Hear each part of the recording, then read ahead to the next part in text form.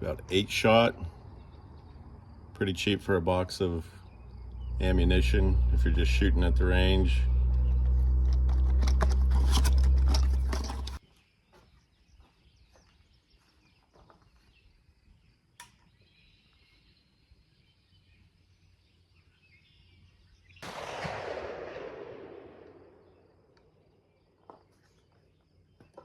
Gun is still pretty stiff, so we have a long way to go, but so far everything still looks good. Since this is a cheaper gun, there's no ejector. I've got to pull every shell out by hand. Definitely noticing this is one very heavy, slow trigger pull. All right, we're about halfway through a box, checking the gun out. Everything still seems solid. Make sure when you open these, you do not pinch your fingers. It's very easy to do.